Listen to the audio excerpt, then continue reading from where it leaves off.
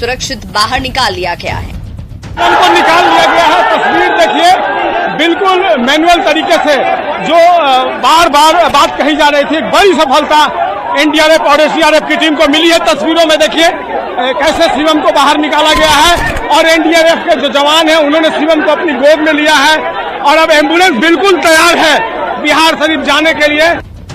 सुबह के 9:15 बज रही थी। कुल फतेहपुर गांव में रेणु देवी खेतों में काम कर रही थी और उनका 4 साल का बेटा शिवम वहीं पर खेल रहा था कि तभी शिवम खुले बोरवेल में गिर गया। देखते ही देखते पूरे इलाके में हाहाकार मच गया और एक माँ का रो रो कर बुरा हाल हो गया।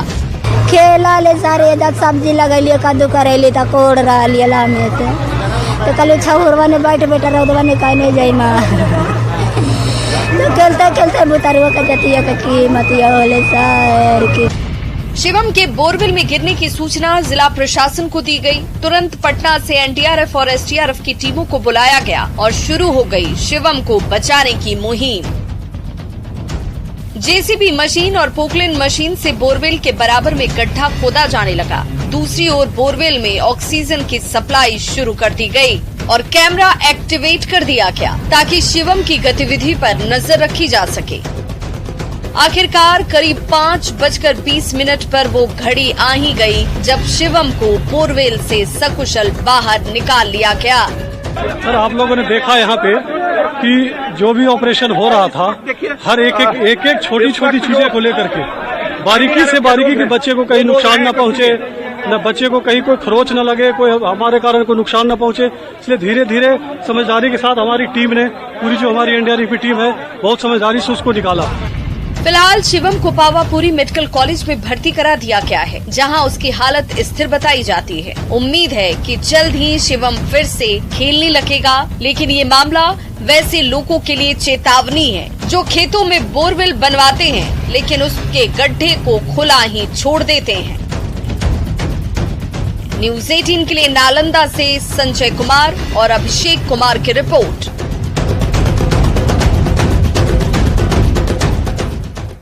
और नालंदा में कब शिवम गिरा और कैसे कैसे पूरा घटनाक्रम हुआ, आइए शिवम के रेस्क्यू ऑपरेशन की पूरी टाइमलाइन को देखते हैं। सबसे पहले सुबह 9:20 पर बोरवेल में शिवम गिर गया और खेलने के दौरान ही 4 साल का बच्चा शिवम सुबह 9:20 पर गिरा था। सुबह 9:23 पर पुलिस को इस घटना के बारे में पूरी जानकारी दी गई। 9:30 पर डीएम को इस पूरी घटना की जानकारी दी गई और डीएम ने सिविल सर्जन को मेडिकल टीम के साथ भेजा।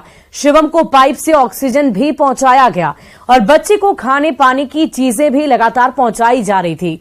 करीब 10 बजे के वक्त के आसपास मौके पर जेसीबी मशीन पहुंची। दोपहर 12 बजे की बात कर ली तो पोकलेन मशीन उसके बाद मंगाई गई। 1:30 बजे एनडीआरएफ की टीम मौके पर पहुंची। रेस्क्यू ऑपरेशन के लिए बगल में गड्ढा खोदा गया। दोपहर 2 बजे 8 जेसीबी और पोकलेन मशीन लगाई गई। तो लगातार ये ऑपरेशन जारी रहा। नालंदा में ऑपरेशन शिवम के टाइमलाइन को हम आपको पूरी जानकारी देने की कोशिश कर रहे हैं। 1:30 बजे एनडीआरएफ की टीम मौके पर पहुंचती है और उसके बाद कोशिशें और भी ज्यादा तेज होती है। रेस्क्यू ऑपरेशन के लिए बगल में गड्ढा खोदा गया और इसके साथ साथ दोपहर 2 बजे के बाद 8 जेसीबी और पोकलेन मशीन लगाई गई। तो मशीनों को बढ़ाया जा रहा था ताकि रेस्क्यू ऑपरेशन तेजी से किया जा सके। शाम करीब 5:20 पर शिवम को सुरक्षित बाहर निकाल लिया गया। बोरवेल से निकालने के बाद पावापुरी मेडिकल अस्पताल भेजा गया और शाम 5:45 पर शिवम का इलाज शुरू हो गया है। पावापुरी मेडिकल अस्पताल में शिवम इस वक्त इलाजरत है और हम सभी उसके बेहतर स्वास्थ्य की कामना करते हैं। और शिवम को 8 घंटे बाद बोरवेल से बाहर निकाल लिया गया। लेकिन पहले ये जान लीजिए कि बोरवेल आखिर होता क्या है और क्यों बच्चे उसमें बार बार गिर जाते हैं। इस तरह की खबरें आए दिन आती है। बोरवेल जमीन में खोदा गया एक गहरा और संकीर्ण गड्ढा होता है। बोरवेल से एक पाइप और पंप के जरिए पानी निकाला जाता है। 4.5 इंच से लेकर 12 इंच तक अधिकतम व्यास होता है। पानी की कमी से निपटने के लिए इस तकनीक का इस्तेमाल किया जाता है और भारत में करीब 2 करोड़ 70 लाख बोरवेल हैं।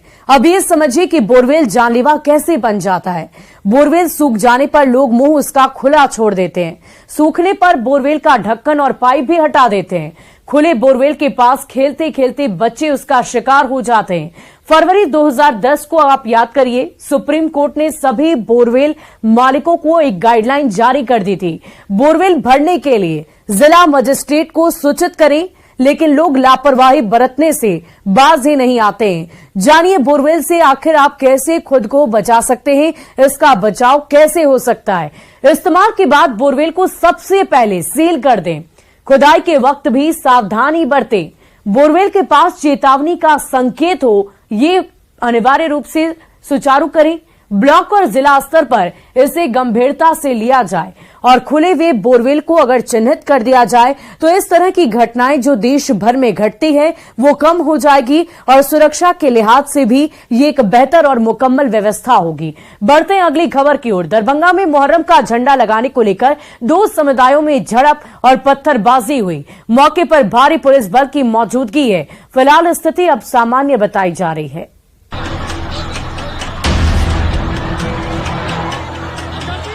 रविवार को दरभंगा शहर का शिवधारा बाजार समिति चौक रण क्षेत्र में तब्दील हो गया। 2 पक्षों के बीच जमकर रोड़ेबाजी और पथराव हुआ। देख सकते हैं कि आप शिवधारा चौक के जस्ट बगल जो सड़क जाती है, मुख्य सड़क, उसकी क्या स्थिति है। पूरे सड़क पर पत्थरों का अंबार लगा हुआ है। बोतलों को जो फोड़ा गया है वो प्रत्यक्ष प्रमाण है कि यहाँ पर रण क्षेत्र में तब्दील रहा, घंटों रहा, जिसका प्रमाण आप सड़क पर देख सकते हैं। विवाद तब शुरू हुआ जब एक समुदाय के लोगों ने बाजार समिति के दुर्गा मंदिर के पास मुहर्रम का झंडा लगा दिया। दूसरे समुदाय के लोगों ने इसका विरोध किया। विरोध बढ़ता देख शांति समिति की बैठक भी बुलाई गई। मामला करीब शांत हो चुका था। झंडा को हटाने पर सहमति भी बन गई थी, लेकिन तभी कुछ अराजक लोगों ने फिर से माहौल को बिगाड़ दिया। फिर क्या था, दोनों तरफ से पत्थरबाजी शुरू हो गई। समय लगाने में कहीं दूर से आना पड़ता है, तो उसमें जो है हम लोग प्रयास कर रहे थे कि इस मामले को 10-20 मिनट और टाला जाए जब तक फोर्स आ जाए, लेकिन हम लोग का प्रयास उसमें नहीं सफल हुआ। लोग तुरंत खोलने लगे लगाने